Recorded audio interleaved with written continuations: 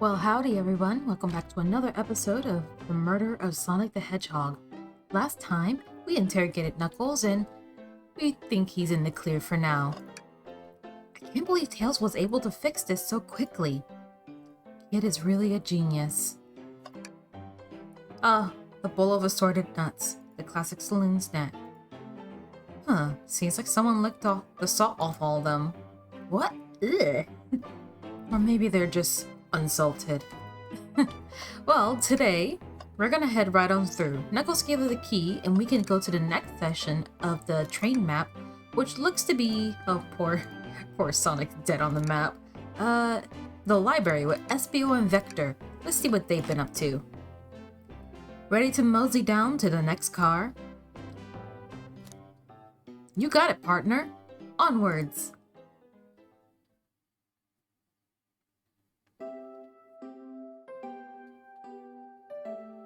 Welcome to the library car. All this stuff's getting heavy. I'll dump what I don't need. Everyone's favorite journalist reporter, Amy Rose, is hot on the scoop. I'm heading out. You've been fabulously helpful. Already?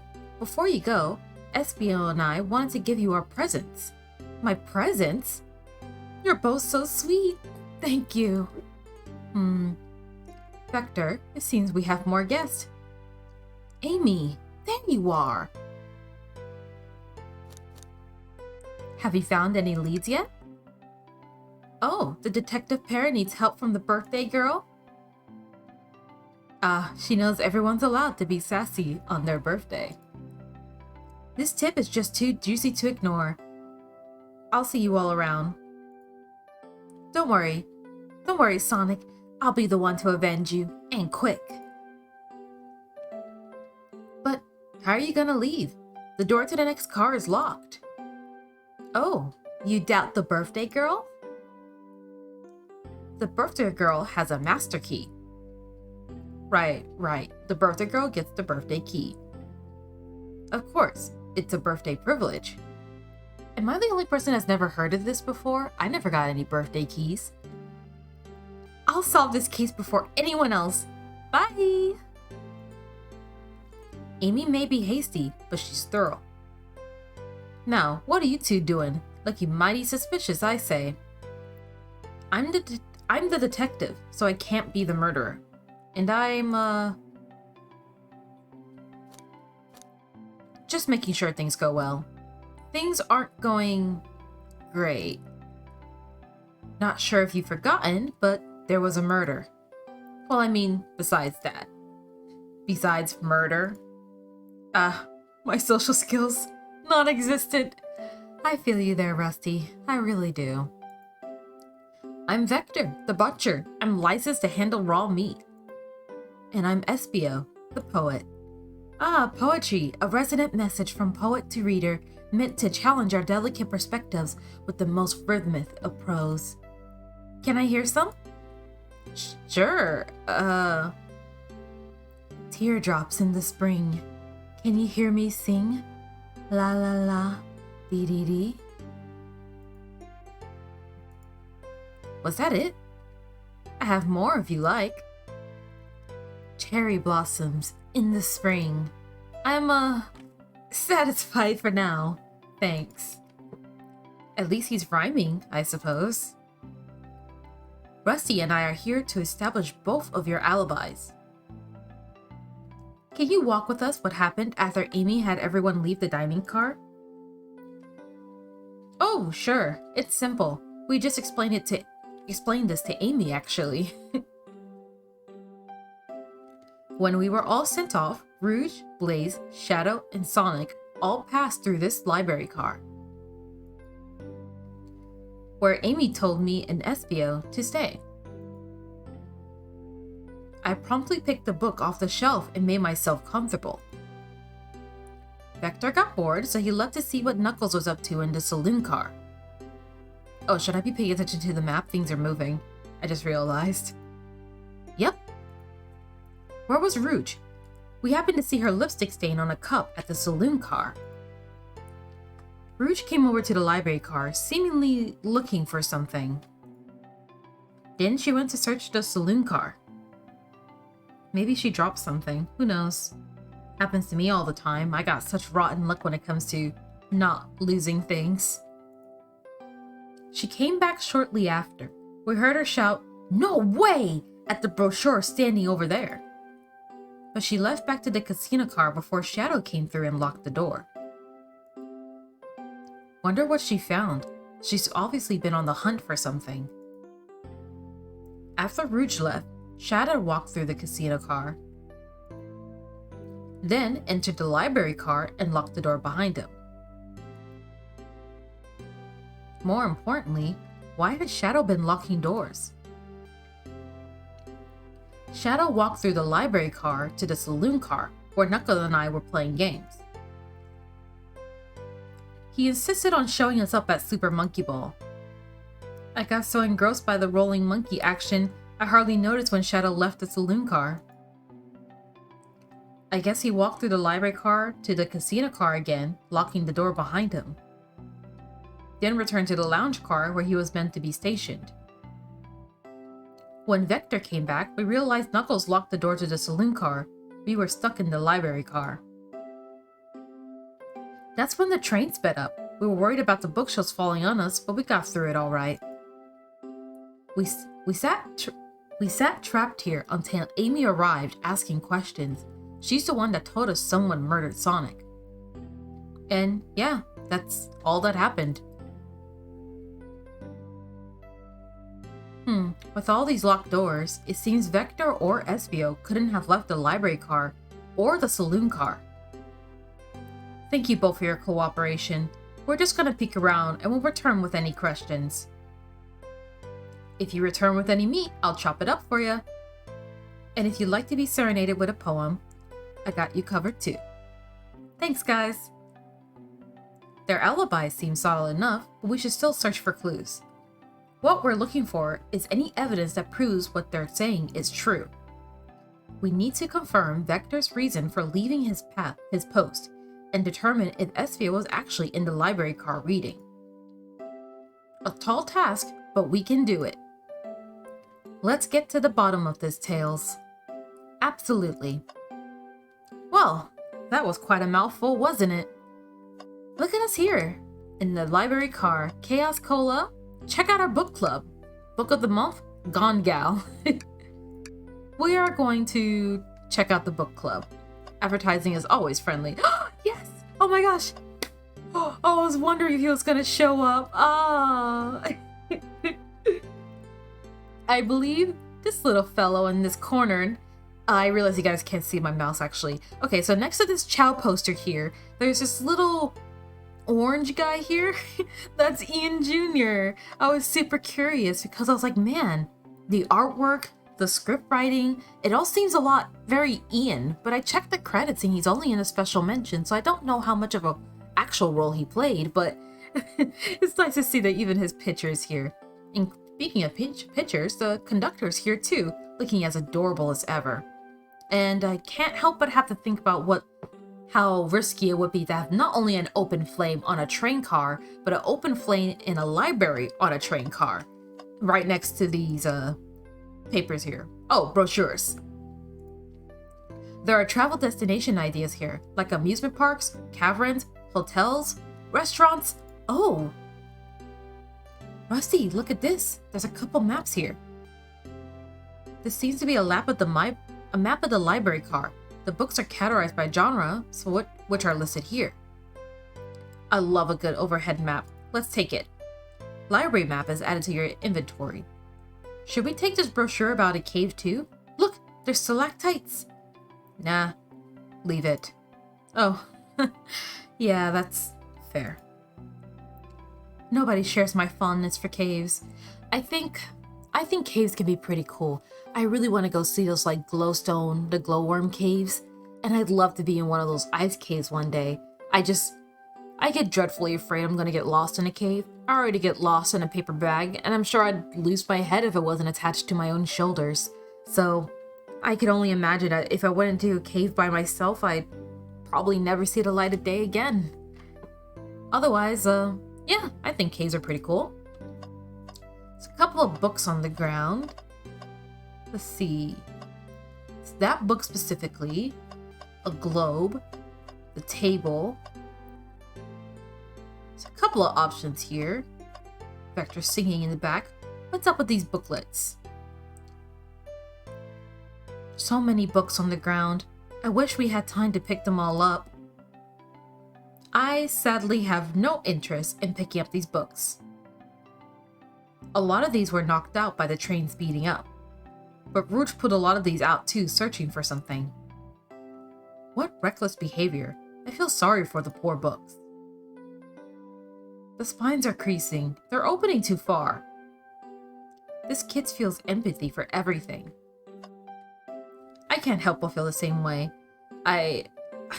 Well, maybe not empathy for everything, but those are perfectly good books. I at least picked them up. I don't know what Rouge is up to, but I'm a little disappointed in that action. Oh, poor thing. That arm's really struggling cleaning up this car. To be fair, I wouldn't want to clean up all this mess either. Let's just leave it alone to do its thing. Yeah, probably for the best. Let's see.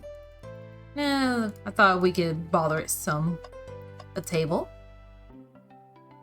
Let's just take a pause and sit for a second. All that talking made me tired. These chairs are very comfy, so plush, puts you right in the mood to read. Makes me want to take a nap personally. In fact, maybe I'll rest my eyes a bit. Rusty, no! Don't fall asleep! There's been a murder, remember? If I had a ring for every time a murder ruined my nap time. A ring? Oh, right. Sorry, currency in this game. Trash can. Something's always hidden in the trash. Let's check here. I hate to say it, but there's nothing here. I really thought there'd be something there. Rusty, are you sad there was nothing in the trash bin? No, I'm alright. I'm sure there'll be something hidden in the next trash bin we find. You really think so? Yeah, we just gotta stay optimistic. Yeah, okay. These trash bins hide a secret, I'm sure of it. Rusty, you're pretty unconventional, but I like that. Was that supposed to be a compliment? Let's see. No. Okay. Let's get through this. What else is here around this place? Oh, there's more on this side. Of course. Oh, Professor Pickle! Oh, how I miss you so. Let's see. I didn't interact with that globe. Let's try that first. A globe of our marvelous planet. I haven't traveled around much. The islands are fun and all, but I'd love to visit some of the countries. They're a lot of fun, honestly. Plenty of wonderful people and shops. The food can't be beat either. Sounds perfect for a vacation. The conductor was talking about Spagonia, if you ever been there. I have, actually. If you're ever visiting, be sure to stop at the university and say hi to Professor Pickle. He'll tell you everything about the area and makes one scrumptious sandwich. I'll keep that in mind. Thanks. Aww. I'm enjoying all the little references to other games. I may not be able to pick up on everything, but I like to think that my knowledge in Sonic is pretty expansive. This group knows everyone and has been everywhere, haven't they? It makes you wonder. I mean, I guess I already know the answer, but when it comes to people who've lived their life, well, how do I phrase this? I'm sure there are people out there who have seen all the world has to offer and practically, yeah, been around the world and done everything and said everything. I wonder how life feels for them. I always feel like even if I had everything I ever wanted, it would only make me want to strive to get more things. But at the same time, like, I can also see myself being more than content having everything I ever wanted, never really wanting more. So I guess it just really depends on the person. Let's check this book out. What's this bright red book? Ugh, yuck. This reeks of the evil scientist, Dr. Eggman. Yep, this is Dr. Eggman's autobiography and recipe book. What kind of recipes? Who cares? I wouldn't trust any book he's written. It's weird. It's weird this is even here. Maybe people just appreciate an omelet. You may not be wrong. I like making omelets. It's probably one of my favorite ways to prepare eggs, if I'm being honest with myself. Wow, I wish I could stop and look at all these books. But Sonic needs me. No time to rest. Alright, let's move on then. Well, I mean, a little peek wouldn't hurt. He's scavenging through all the book titles excitedly. He's like a kid in a candy shop, or in this case, a genius in a train library. That's odd. I know some books have fallen out of the floor and everything, but every book on these shelves is in alphabetical order, but this one. It's the user guide to the Mirage Express, the train we're currently on. Do you think someone found it on the ground and put it back? Maybe, but it's interesting. Let's make a note of this. Mirage Express manual is added to your inventory. Alright. Let's see, anything else to be had? I'd love to go to that second floor. Oh, I totally forgot this. A chow hangs precariously from a tree branch. A large text below reads, "Hang in there." Well, wow. I really needed to see this. Huh?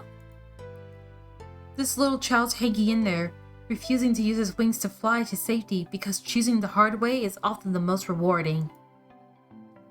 That's beautiful. If this child can stick to its principles and find strength, then I can too.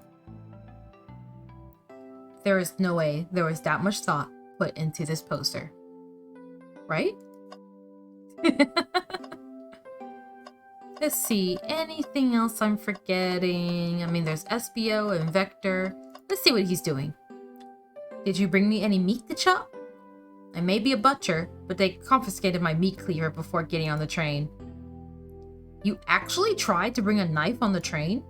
I'm a man of my authenticity tales. Without a knife, I'm just a chef in a ketchup-stained apron, not a butcher. I think if you had a knife on you, we'd definitely think you were the murderer. But what if I hit the knife? You know, I'm not the biggest fan of this line of thought. Can I take your order? Oh yes, please, I'm starved. Actually, I'm off duty at the moment. The murder mystery is more important. Then why would you show the menu to me? Come on, Rusty, why would you tease him like that? And here I thought I could trust you. You've made a fool of me. Look, Rusty, you've made him a fool. Come on, Rusty, smooth this over. No, I'm the fool. Yeah. I smoothed things over, but at what cost? Let's see, let's talk. I may be a butcher, but they confiscated my meat cleaver before getting on the train. You actually tried bringing a knife on the train? I'm a man of my authenticity. Oh. Cold cuts for cold case. Let me know if you need any good butchering. Okay, and SBO. Fancy a poem? Can I get a poem about space? I've made it up to space with my beloved antique vase, but a mistake in my haste dropped the vase from my embrace. So my antique I must now replace. That was powerful. Wow. What caused you to drop the vase? Don't read too deeply. It's just a poem. He hasn't thought it through, has he? Can I take your order? I have a poem about this. My starved stomach babbled, though I ignored the grumbling tummy. For eggs I received are scrambled when I asked for my eggs sunny. You know, I honestly feel like I've read poems like this before. Oh, wow, we don't serve any eggs on the train though. My talent is wasted on you lot. I used to do poetry back in high school. I don't think I was really any good at it. I also tried to do songwriting, but I wasn't really good at that much either. Fancy a poem? Let's talk. What'll it be? How about a poem about trains? Locomotive in motion. Think I lost my lotion. The window shows the ocean. Oh wait, there's my lotion. Thanks. I actually really like that one. Huh? Never mind. Very well. Am I missing something here? Let's see. I must be, yeah. Did I not look at this globe enough? No. I did.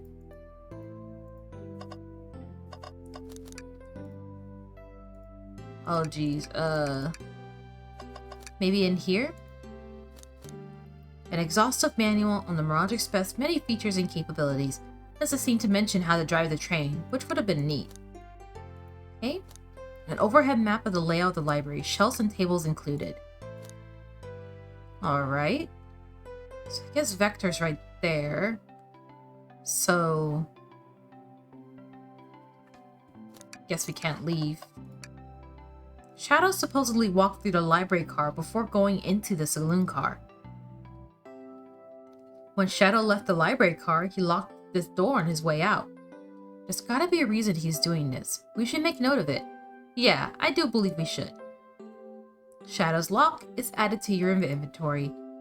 I think we found enough clues. Let's go interrogate Vector and Espio to find out what really happened. I feel like it might be easier to get something out of Vector. Did you bring me any meat? Oh, you both come. So, the two of you don't believe us, eh? It's not that I don't trust either of you, but I wouldn't be a proper detective. But I wouldn't be a proper detective without examining the validity of your alibis. Rusty and I are here to confirm two things. Why Vector left to go play games with Knuckles, and if Espio really was reading in the library car. Vector, we'll start with you. Why did you leave the library car to visit Knuckles? We're prepared to present evidence if need. Oh, that's easy. I got bored. What? I wasn't entertaining him enough, it seems. Vector enjoys being social. Plus, we're instructed to mingle. I remember the arcade machine in the saloon car, so I figured I'd go check it out. This seems to line up with the information we gathered with Knuckles. Then that brings our attention to you, Espio. Rouge entered the library car, found something, then left. You said you immediately started reading, but were you actually reading the entire time you were in the library car? Of course he was. Once Espio starts reading, he doesn't stop till it's done. I've seen it happen. Must have been a good read. What was the book? Espio doesn't owe you that, detective. Let the man live. What if it was embarrassing? What kind of things do you think I read? If you won't talk, I have a hunch on what the book might be. Rusty, could you help me out? Alright, Rusty. What book do we think Espio may have been reading? The Mirage Express manual? That's the only book we really got, other than a brochure. ...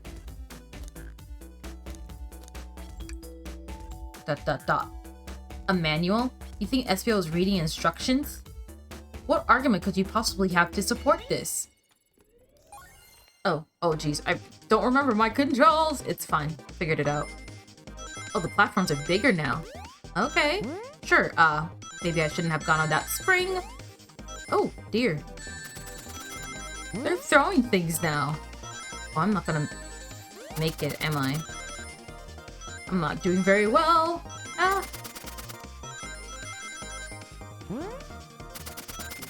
Okay.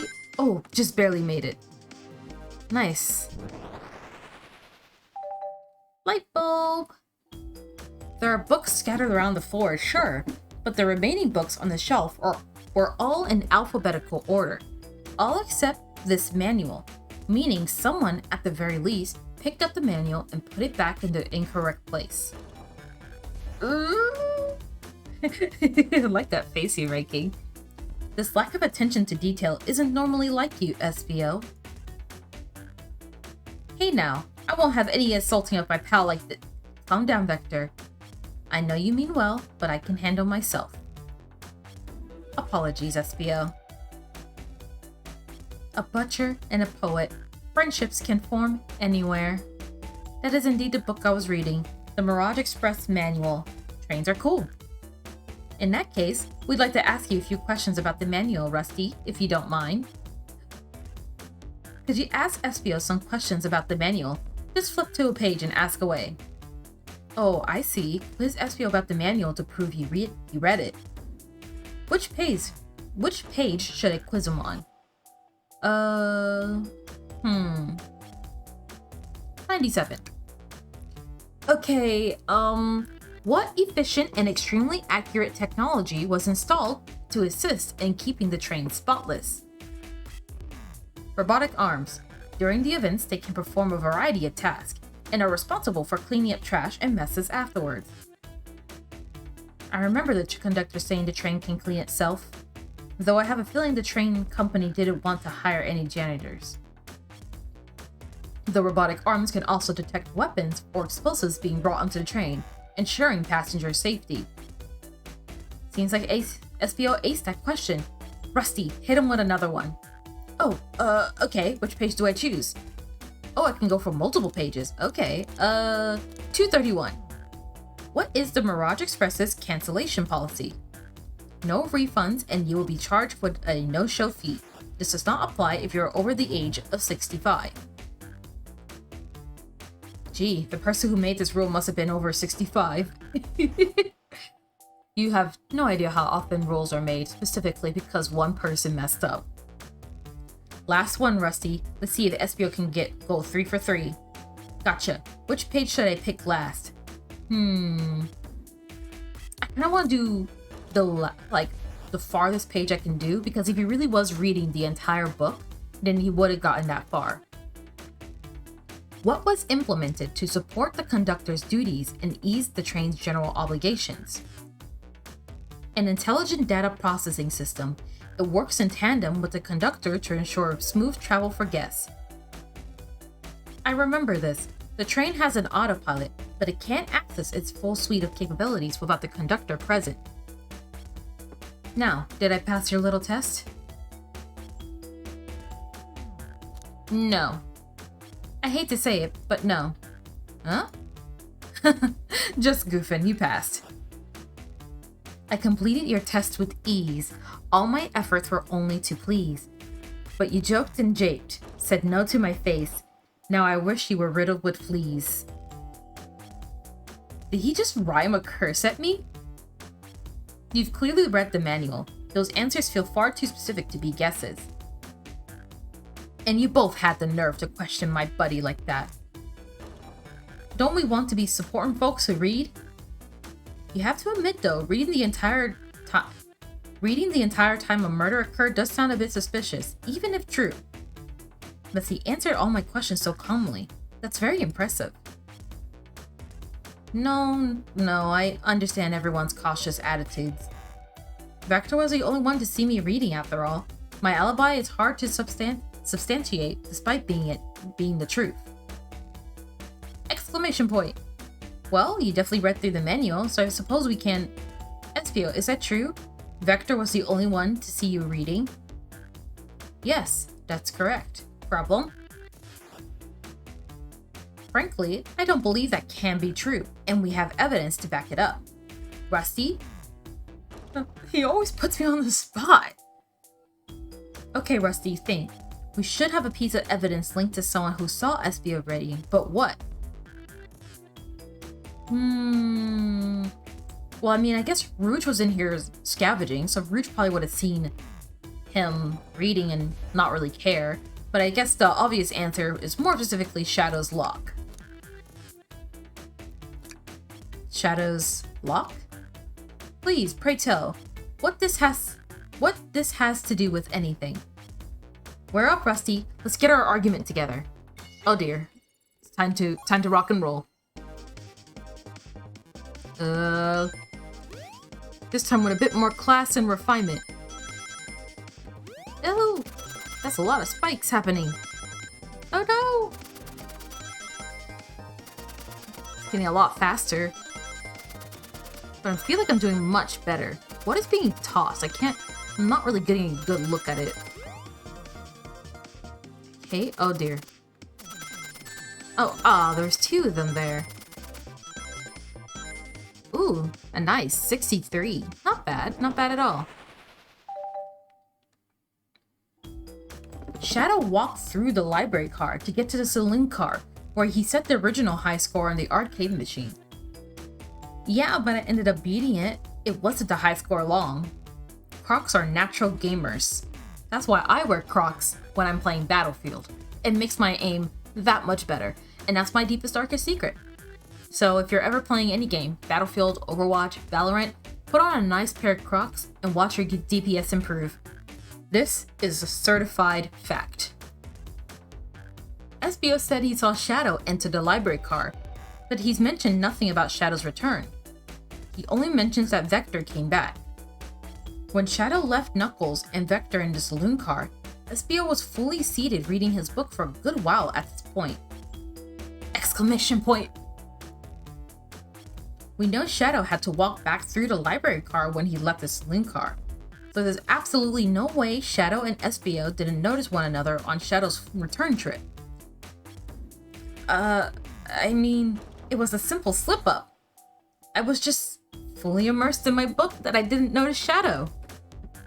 You're telling me the sound of doors opening and locking wouldn't have caused you to look up?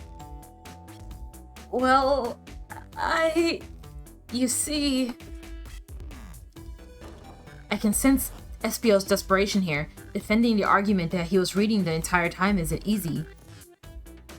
So if you didn't see Shadow returning from the saloon car to lock all the doors, then at that moment, were you really in the library car at all?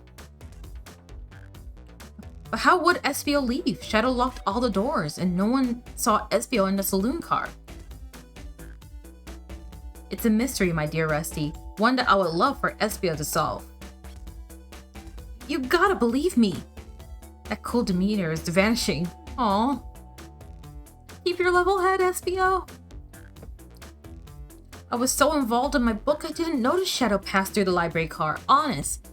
To be fair, I definitely have my moments where I was so enraptured in a good book, even I haven't noticed things surrounding things happening to me. So, I mean, yes, I can kinda understand where SBO's coming from, but also he's going to need a much stronger alibi if he wants me to believe him.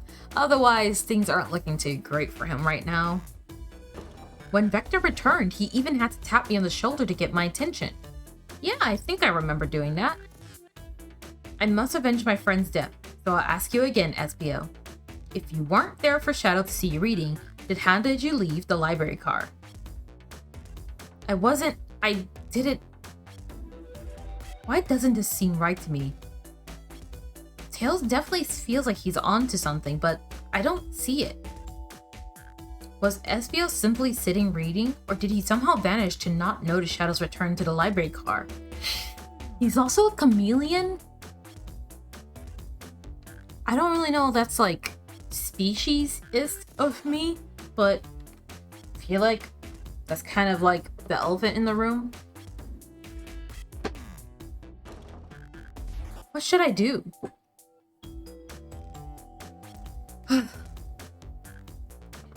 I'm kind of stuck on this, honestly.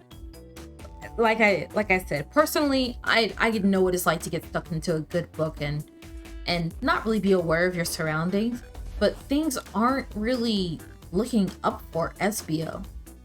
It's hard to say, really. So you know what? I think we'll save this for the next episode. Next time on The Murder of Sonic the Hedgehog, we're going to give this a little bit more thought, and we're going to see whether or not this alibi of his is as worthy of an alibi as he claims the alibi to alibi. In the meantime, I hope you guys have a great day, or have a great night, and I'll see you next time. Bye bye now.